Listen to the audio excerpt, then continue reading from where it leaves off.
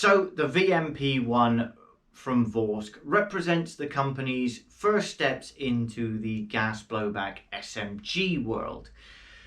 As you can see, it is based largely off of a MP9 platform, those of KWA and ASG, and to all intents and purposes it is a very similar set of internals, although the external shell of the VMP-1 has been altered largely for licensing reasons, but also just to distance this particular modular platform from that of the original MP9. And we'll go into a little bit more detail about the modularity of this setup a little bit later on in the video, so please do stay tuned for that. There's a lot of very exciting news surrounding this particular setup that I think you'll be very, very interested in. So, as always, let's go tip to butt and see exactly what we have in the VMP-1, how it differs from the existing MP9 platforms that you've all come to know and love in Airsoft, and yeah, where we're going with this thing.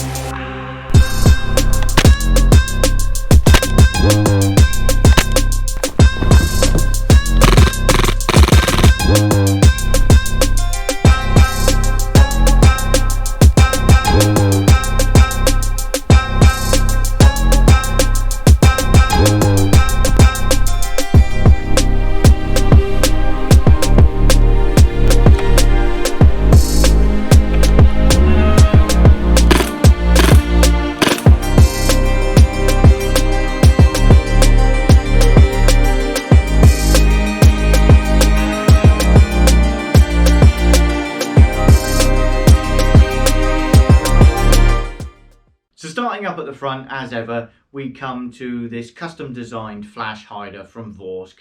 This comes complete with a series of mounting lugs that work in conjunction with the proprietary silencer. Now, whether you want to say it's a suppressor, a silencer, or a moderator is entirely up to you, but essentially it's all the same thing. So, as I say, this is part of a set, if you like. These will only work in conjunction with each other. That being said, this has the flash hider has 3 grub screws, so this can actually be removed to reveal some 14mm counterclockwise threads below, so you can fit your own tracers, suppressors, anything you want that work off of a 14mm counterclockwise thread. You could also add a brand new flash hider, anything of your own design, or just put a set of covers on and leave it very low profile.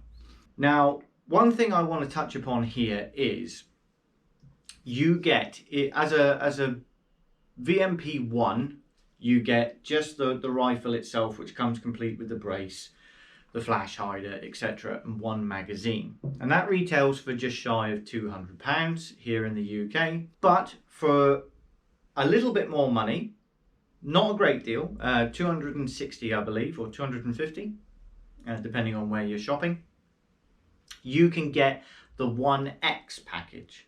Now, the 1X package comes with the suppressor as well, and also comes with an additional magazine. So you get 2 magazines in the box.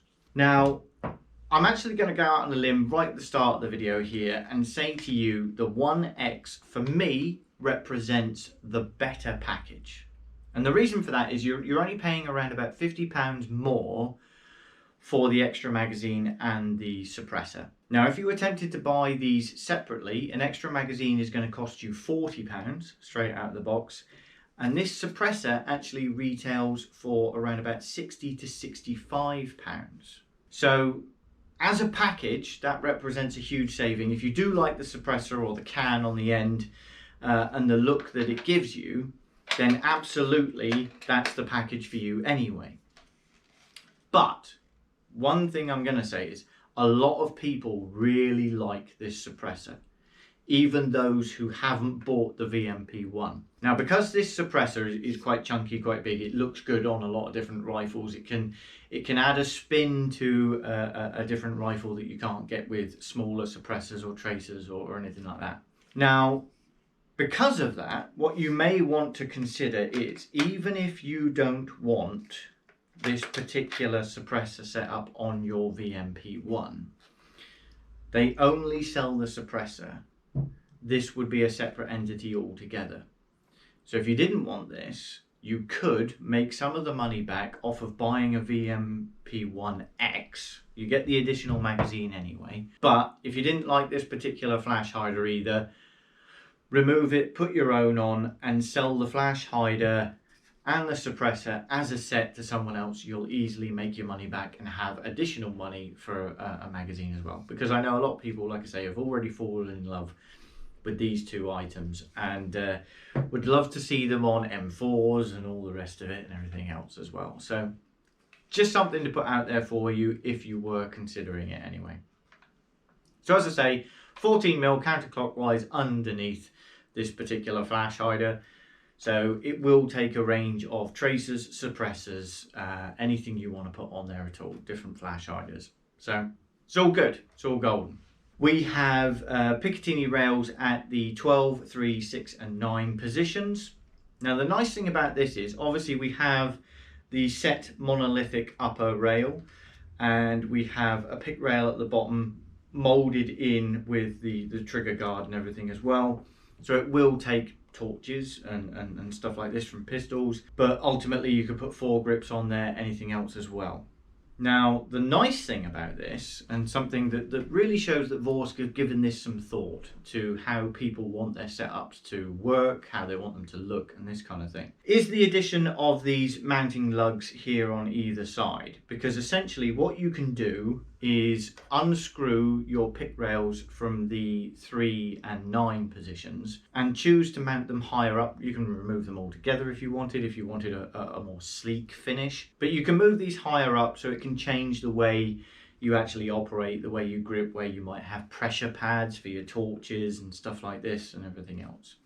So that's a nice little addition that you don't often see with other manufacturers. So it shows a good level of interpretation to what the market is going to want. We obviously also get the sort of designed or serrated edges here, complete with sort of like a Vorsk V in the back of the chassis, or the upper if you like. Obviously this is where the design a little bit and some of the front end differs from the traditional MP9. It makes the silhouette ever so slightly different. I personally quite like the serrations. I know some people find them a little bit hit and miss, but yeah, I think it's a nice little touch and takes away from the original MP9 just enough to avoid licensing issues obviously, but adds something of value to it as well. I think it is a nice finish. One thing we will touch upon while we're talking about the chassis and the upper and the lower is the level of polymer used. So I've seen a lot in terms of the forums online and everything saying, oh, it feels cheap, the plastic isn't that great, it feels scratchy. In my mind, that's absolutely not the case. Having owned a KWA MP9 as well, I can tell you that the level of polymer used here is absolutely no different. It feels solid, it doesn't feel scratchy, it feels quite thick and well put together. There's no creaks or or groans from the plastic at all. It doesn't flex or wobble in any way at all. And the fitment between the upper and the lower sections here is really precise. There's no gaps and everything fits together really well. So like I say, having been a former MP9 owner as well, I can tell you that this is every bit as well screwed together as the MP9, maybe more so. Moving back along, first of all we'll touch upon the trigger. So the trigger is a straight pull trigger, very similar to something you would find on a 1911 as opposed to a Glock and that kind of thing. Going back to notions that I've seen already mentioned on forums and stuff like this, people can find that the trigger feels slightly stiff. And I would say I could understand where that comes from and the feeling that comes from when I got this thing out of the box and tried it for the first time. That was very much my notion, that the trigger felt slightly, not unresponsive, it just stiff, I suppose. But it came in the amount of friction you were receiving between the two surfaces as it slides forward and backwards. And I can tell you now, again, a little bit of bedding in, a little bit of use, it frees up after a few shots. It's just about getting everything in motion and working. Like I say, when this first came out of the box, it felt a little bit that way. You run a magazine through it, everything's in motion then, and it feels really good. Now, the trigger itself has the only safety system on the VMP-1, and this was true again of the MP9. I'm sorry if you feel like I'm just referencing the MP9 to everything. It obviously is the platform that this was based on, so in terms of fire controls and functionality, it's going to share a lot. But yeah, I just feel it's worth touching upon, because both the MP9 and the VMP-1 only have a trigger safety. No block or moving fire control or anything like that, like you'd find on an M4 or even on an MP7. This is the only safety system. Now, it is quite a big trigger safety, in the fact that there's a lot of movement before it will allow you to activate the trigger itself. So you would have to utilize some very poor trigger discipline to actually fire this off by mistake. I know trigger discipline is something you guys watch out for on my videos all the time, because I'm awful at it. But as you can see, this has no magazine, no gas, no propellant, no BBs in the chamber or anything like that. So it is quite safe if I do pop my finger on the trigger from time to time. So I do apologize for my poor trigger discipline.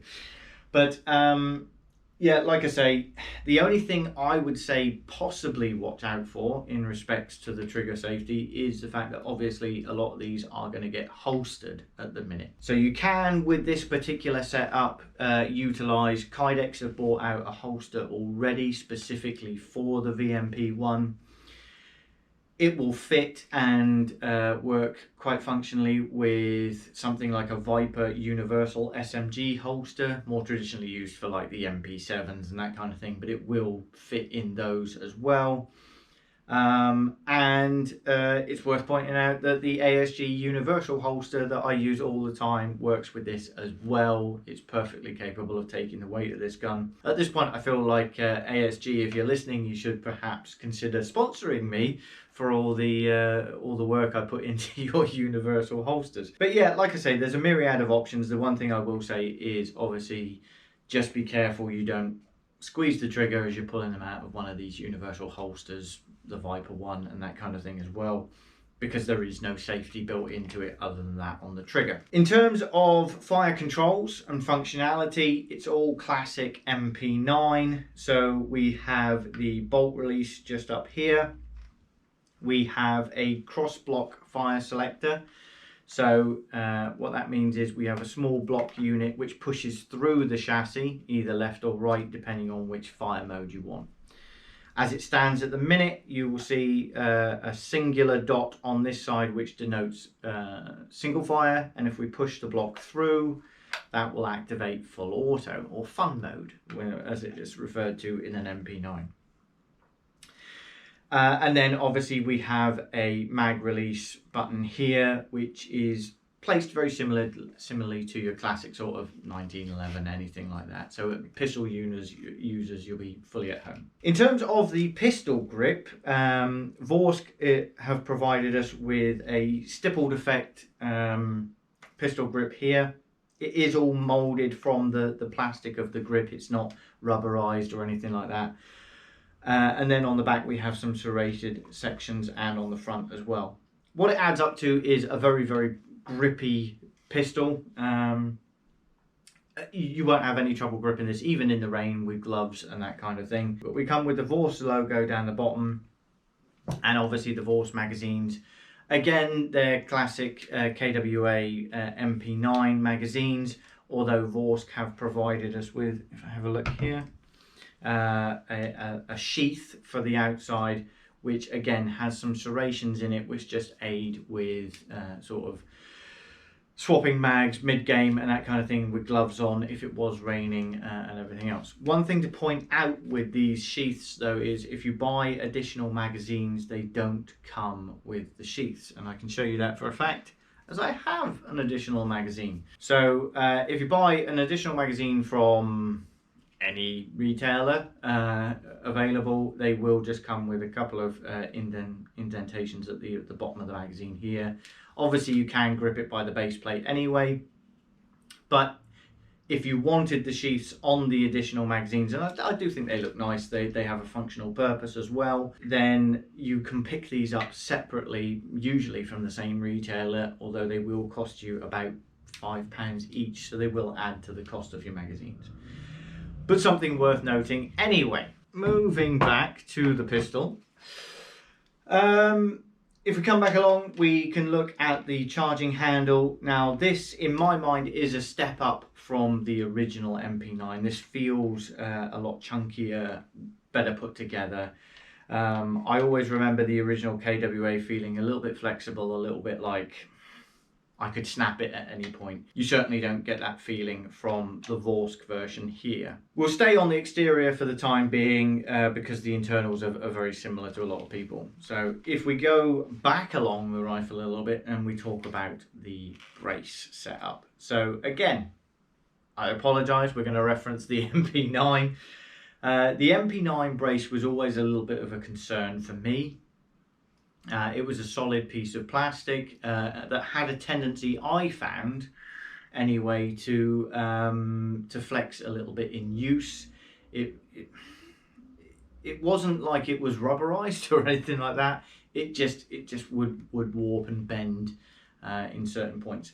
That is something you absolutely do not suffer with the Vorsk version. This is Vorsk's own design of brace. It still folds out, locks into position at the front and rear, as you would find on the traditional MP9, but it's just a lot more robust. It's a really nice design as well with the sort of cutouts. We have the sort of V logo for Vorsk anyway, and then the serrations which follow the design you see on the side of the upper here. And yeah, it's just a lot stiffer, much better put together, and it has a party feature as well, which is the fact that the butt pad at the rear actually twists and rotates. Now I know what you're thinking, you're immediately going to think, why is that? It's a bit of a gimmick, what's all that about?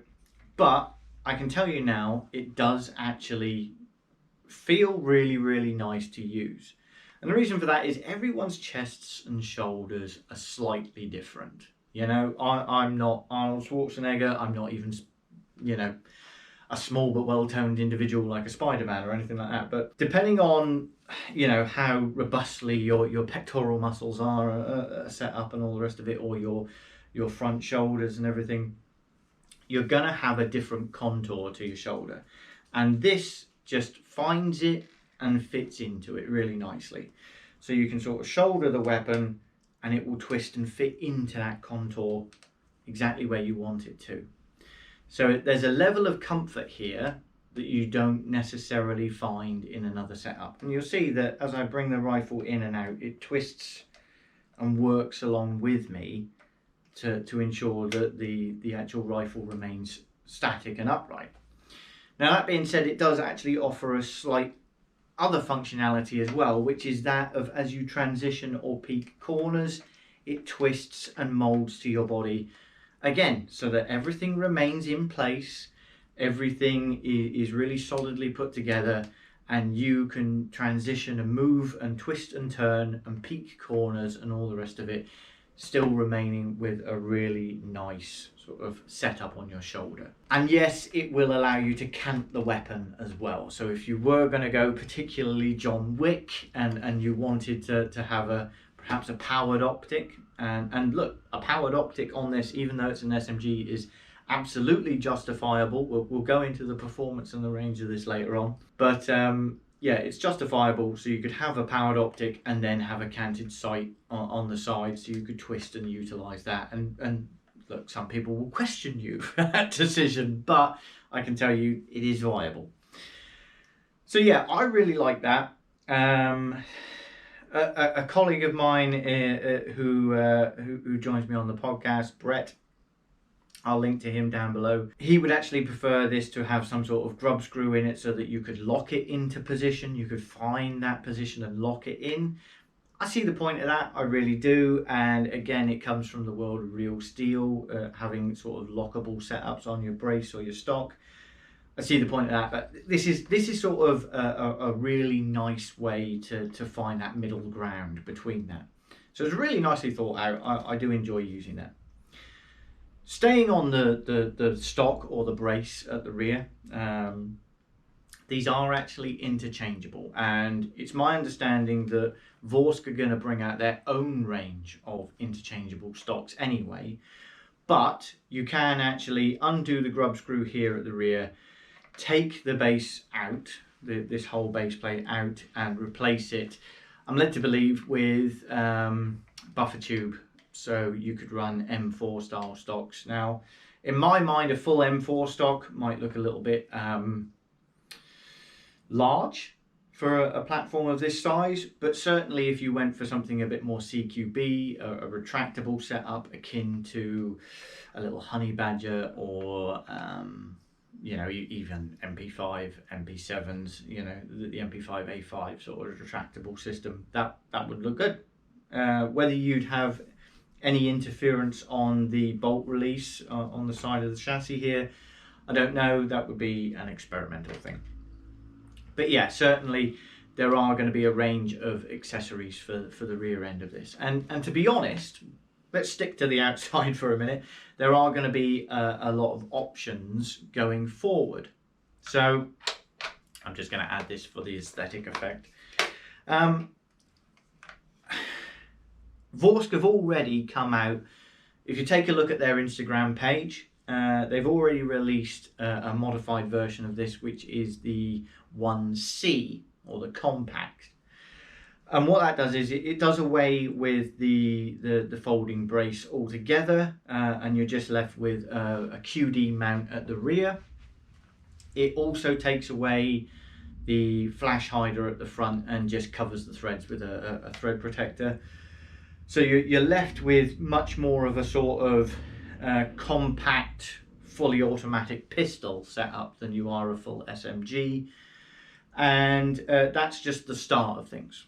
So while I don't know the exact details, I am led to believe there are going to be a ton of accessories and modularity options for this particular setup going forward over the next year. It's going to be a really exciting platform in terms of what's going to be available for it in the future, how you're going to be able to accessorize it, modify it, and utilize it in lots of different game states. There is one more thing I need to touch upon on the exterior before we delve into the internals and performance, and that is the iron sights. So with this, we get a set of low profile fiber optic sights, front and rear. These are essentially, in my mind and my experience in using it, really only viable as pistol sights. So, and the reason for that is because they are so low profile, it's almost impossible to get a good cheek weld with the brace extended like this and get low enough to actually utilize the sights in this particular configuration. Obviously we can get lower with the brace folded to the side, and that's why I really do feel these are only for pistol use, really. In terms of optics, obviously with the pick rail across the top, you can utilize a whole host of different optic setups. You could have a powered optic, you could have a holographic with a magnifier at the rear, anything you wanted really. I would say the larger and higher up the better, just because, look, I think it's safe to say this is being an SMG is probably going to be favoured in the CQB world. You're probably going to be wearing a full face mask, like a dye mask or something like that. Cheek weld's going to be difficult, as it always is with a dye mask. So if you can get something on a riser like this little Vortex Crossfire, then it will only aid you in utilization. That being said, obviously if you're, outdoors or anything like that, you might not wear a lower, and you can get away with a whole myriad of things really. So let's move now into performance and the internals. So as I've stated before, this is classic KWA MP9 in terms of the internals. We've already touched upon the fact that the magazines are fundamentally the same. Now with that comes the good and the bad from the original MP9 platform. So users of the MP9, or if you've read up on the KWA MP9 and any sort of fundamental issues that they used to have, the major issue was with the nozzle and more specifically the feed arm underneath. And it was sort of jointly to do with, I'm going to use the nice magazine with the sheath on it, to do with the rate that the magazines were sprung and this kind of thing. So you would get a situation whereby the spring in the magazine was pushing quite forcefully up into the chassis, and then the fill nozzle, if the magazine went in full and you had a BB up against that the little feed arm on the bottom edge of the nozzle, it would bend the feed arm or even snap it off and this kind of thing. Now I can't tell you reliably, so I'm not going to, if Vortex have uprated that nozzle with a stronger feed arm or not. So I would say, as a precaution, underfill your magazines by around 2 rounds, something like that, so that you haven't got that level of compression on the spring, and it's not forcing up. And also, if at all possible, try to remember to draw the bolt back before loading your magazine. So to have the bolt in the open position before you put your magazine in. Just look after that nozzle and the feed arm and everything else. Just that little bit. It's just a precaution. It might never happen. I never particularly had a problem with my old MP9 doing anything like that. But I, as a matter of course, would always slightly underfill my magazine with BBs by round 2, 3 rounds, something like that, just so that, because we all knew of the issue, basically. So bear that in mind, just look after the longevity. Other than that, there's not a hell of a lot to go wrong with these platforms, and in utilising this particular VMP1, I can tell you it's never had any feed issues, never double fed, never failed to feed. It shoots like a laser beam, really, quite honestly. Now, it does come as an upgrade over the original MP9 platform. I keep mentioning it, but yeah, the VMP1 does come with a 603 in a barrel.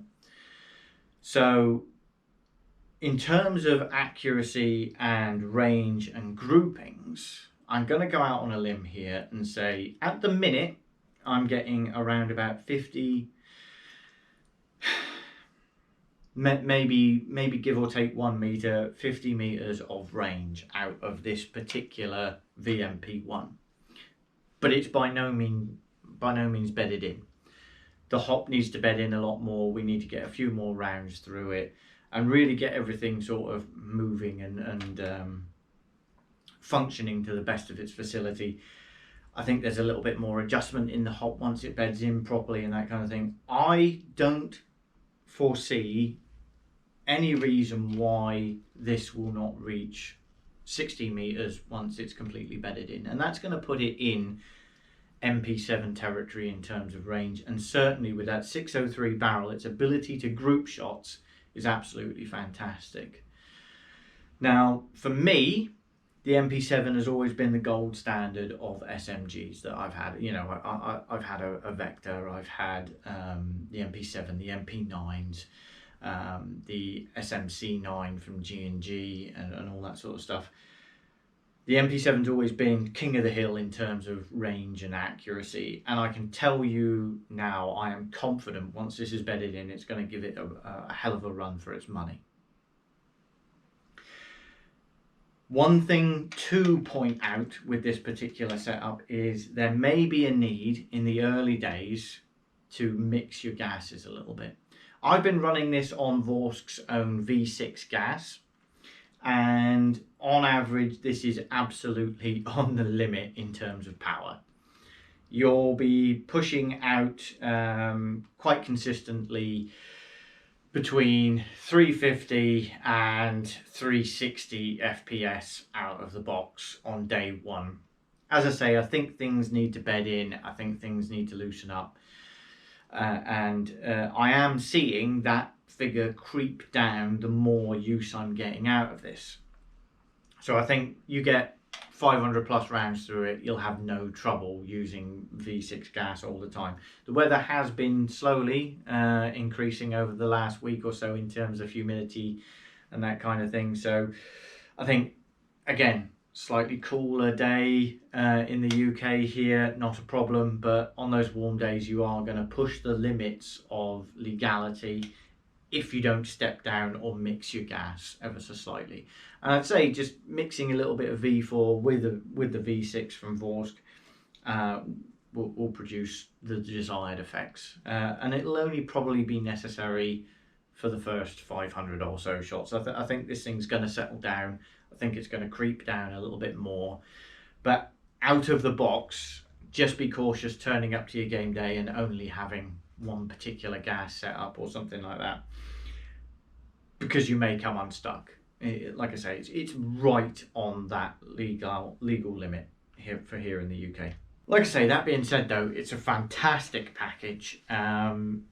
It looks great, I think. It functions great, and to be quite honest, in terms of performance, like I say, I think it's going to run the TM MP7 every inch. You know, it is a really nice setup.